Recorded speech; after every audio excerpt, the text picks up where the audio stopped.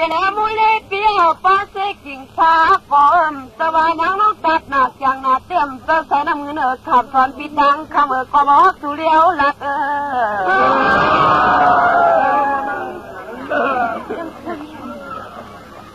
ขันป้าติมหมอกก็ขมังจอมจังจันกูยุ่งหมอกตังยังหัวตื้อก็ขึ้นต่อถามเมานะฟังเบียสุราเมื่อกำใครว่าเมาล้นไปในนาตาไหนลูกมือควันเทวันเดนอยปีมีกอดซับซ้อนเปียวหันไปไต่ซ้อมไม่ตั้งกลมกันอย่างจะมีถูกใจเผลอเมื่อกำไก่หอมนอนว่า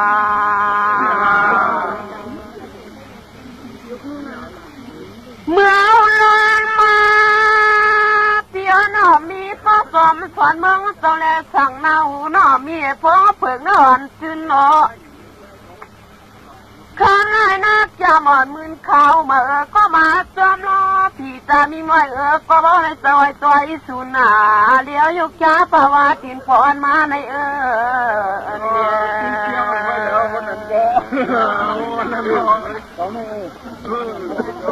ขันไล่ก็น้องปีติตาวุ่นคุณพ่อนะจวนเอาคำน่าอย่าไรน้องตาเมืองสนองค่ะ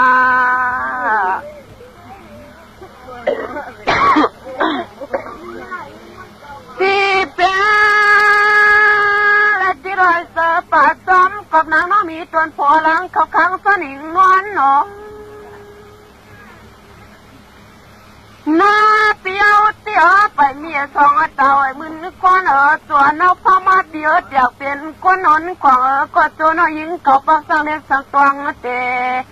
เปลี่ยนหน้าอ่อนไม่เอาละไปว่าสมเมียน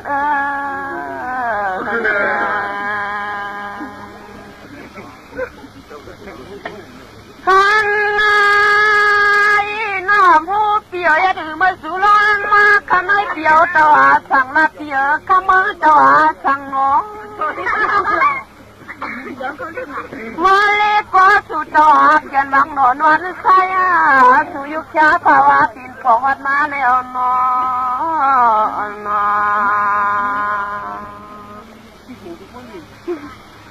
ขันไง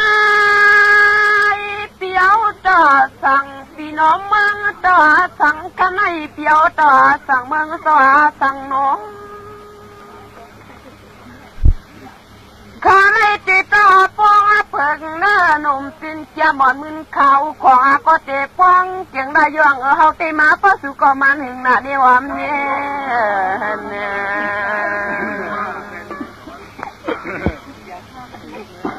น้องเปียมวงสูมากำไก่เตรียมใส่มวงเสือเพื่อนน้องนั้นอ่อได้ให้น้องเขาเตะมาเสพองเพิงหนุ่มซื้อจำมืนข้าวมาเป็นนั้นมาออกเป็นกาบเป็นมาตัดเจเนโมโหคำแก้วตอกปลาสุรานอมต้นวัดนอ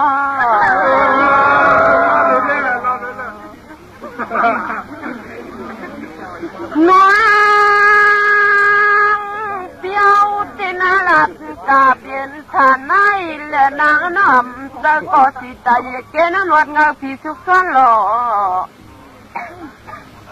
จ้าต้องเปลี่ยนเล่าทำแล้วอะไรมาขาดเสียงปากกำเก้าสู่เริ่มเฮาเริ่มตานปรุงเย็นหานโกนเอาสมัยจอมสู่หนุ่มที่มีหังนา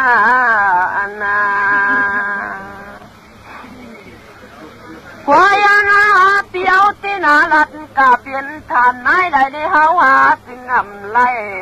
ในกอดินนาไว้ในสุยาเตพรมป่าดองติ๊กซาตังไม่ป่าดองยิงคำนางปิลันกาทนายก็น้องคิดทำเนื้อเพิกสิ้นข้าวมาเมื่อสู่มาโนก็มาในเปียนา